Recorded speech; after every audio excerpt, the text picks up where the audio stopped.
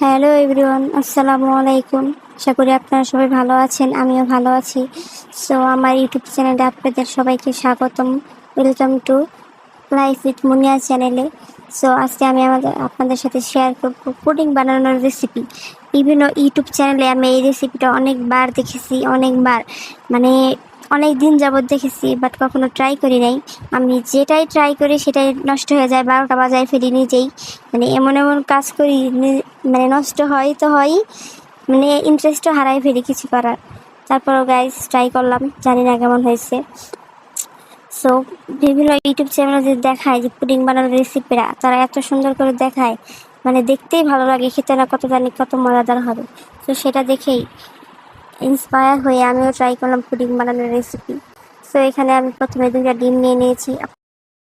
ডিমগুলোকে ভালো করে মিক্স করে নিয়েছি লবণ আর চিনি দিয়ে। যে যেমন চিনি খান সে সেভাবে চিনি দিবেন। আমি এখানে 2 চামচ 3 চামচ চিনি দিয়ে দিয়েছি। এখানে আমার চিনির পরিমাণটা বেশি হয়ে গেছিলো, যাই হোক তা মজা হয়েছিল। যারা চিনি বেশি খান তারা চিনি বেশি দিবেন, আর যারা চিনি কম খান তারা চিনি কম দিবেন, তাহলে তাদের খেতে অনেক মজাদার হবে। তারপরে এখানে 1 বাটি পরিমাণ দুধ দিয়ে দিবেন। দুধটা ডিমের সাথে ভালো করে মিক্স করে নেবেন। এমনভাবে মিক্স করবেন যাতে কোনো দানাদার কোনো কিছু না থাকে। ভালোভাবে একদম ফিনিশ করে মিক্সড করে নেবেন। মিক্সড করে নেওয়ার পরে এখন একটা বাটিতে ঢালতে হবে। আমি এখানে একটা বাটি নিয়ে নিয়েছি। বাটির মধ্যে চিনির ক্যারামেলটা ভালোভাবে রেখে ঠান্ডা করে নিয়েছি।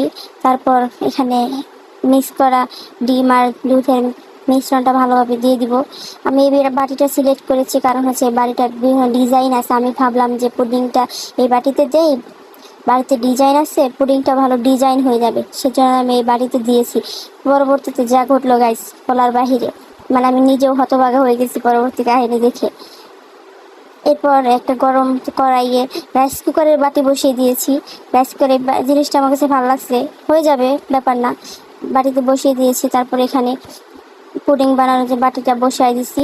বসাই দেওয়ার পর ভালো করে ঢেকে দিছি। 10 মিনিট 15 মিনিট যাই পারেন হয়েছে। হওয়ার পর যখন নামিয়েছি গাইস, মানে বাটিতে যে ডিজাইন সেটা তো হয়ই নাই, মানে নিজেই নিজের মতো ডিজাইন হয়ে গেছে, এরকম একটা অবস্থা। মানে বানানোর সময় আমারও আর মনে করেন ধৈর্য কুলা যাচ্ছিল না, হয় না কেন এরকম লাগতেছিল। তারপরে এই দেখেন গাইস, নামানোর টাইমে দেখতে এত সুন্দর লাগতেছে, বাট যখন নামাইছি গাইস, বাটির ডিজাইন কিছুই হয় নাই গাইস। এই দেখেন, মানে মানে পরিমাণটা হয়তো কম ছিল সেজন্য হয় নাই, বাট খেতে অনেক মজা হয়েছিল গাইস, অনেক মজা হয়েছিল। যারা চিনি পছন্দ করেন তাদের জন্য এটা বেস্ট খাবার, বাট আমি চিনি কম খাই তো সেটা আমার অতটা ভালো লাগেনি, বাট যারা চিনি বেশি খান তাদের জন্য এটা বেস্ট। সো এটাই হচ্ছে আমার ভিডিওটি ভালো লাগলে লাইক করে দিবেন, সাবস্ক্রাইব করে দিবেন, পাশে থাকবেন, আর সবাই ভালো থাকবেন। আল্লাহ হাফেজ।